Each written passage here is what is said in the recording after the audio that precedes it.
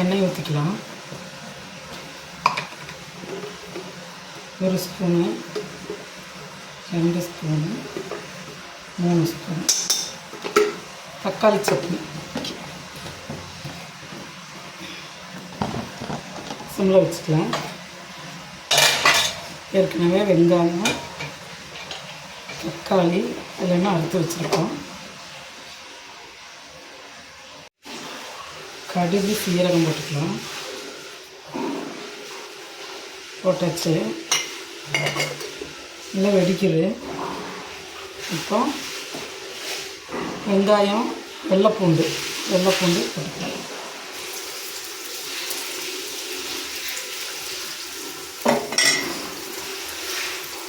நல்லா வதக்கி விட்டுக்கலாம்.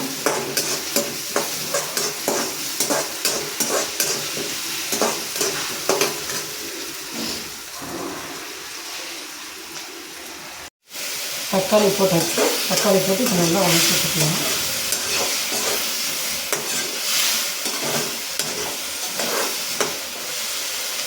தக்காளி வதங்கிறதுக்கு தேவையான உப்பு போட்டுக்கலாம். அது கூட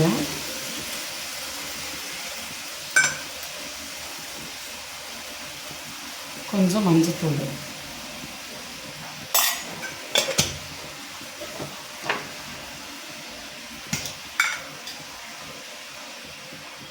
மிளகாத்தூள்,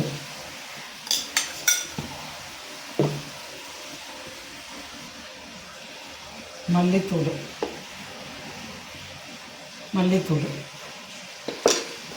அப்புறம் தேவையான கரம் மசாலா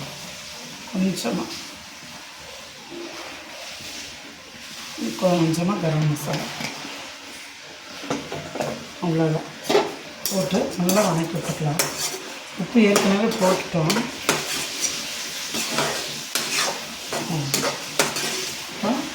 நல்லா வதங்கட்டும். மூடி வச்சிடலாம். தண்ணி எதுவுமே ஊற்றல, மூடி வச்சுக்கலாம்.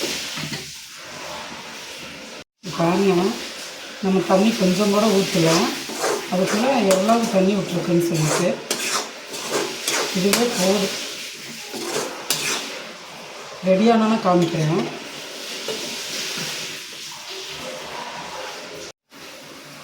உங்களுக்கு தெரியுதான்னு தெரியல, சுத்தமாக வத்திருச்சு. கொஞ்சம் எண்ணெய் தெரிஞ்சு வந்துச்சுன்னா போதும். தோசைக்கு சூப்பரான தக்காளி சட்னி. கொஞ்சமாக தண்ணி ஊற்றலாம். அந்த தண்ணியிலே சுத்தமாக வந்துருச்சு. பாருங்கள், நல்லா வத்திருச்சு. கொஞ்சம் எண்ணெய் தெரிஞ்சு வந்தோன்னே இறக்கிட்டு தோசைக்கு சூப்பராக இருக்குது. சாப்பிட்டோம்னா கொஞ்சம் எண்ணெய் தெரிஞ்சு வரட்டும். ஃபைனலி தக்காளி சட்னி சூப்பராக ரெடி ஆகிடுச்சு. எல்லாருமே வாங்க சாப்பிட்லாம். இப்படி இருக்குது. தோசைக்கு இப்படி இருந்தால் நல்லாயிருக்கும். ஆனால் இட்லிக்கு கொஞ்சம் தண்ணி மாதிரி இருக்கும். கடந்துட்டோம்னா நல்லாயிருக்கும். சரி, பிடிச்சிருந்தா லைக் பண்ணுங்கள், ஷேர் பண்ணுங்கள், சப்ஸ்கிரைப் பண்ணுங்கள், பெல் பட்டனை கிளிக் பண்ணுங்கள். God bless you.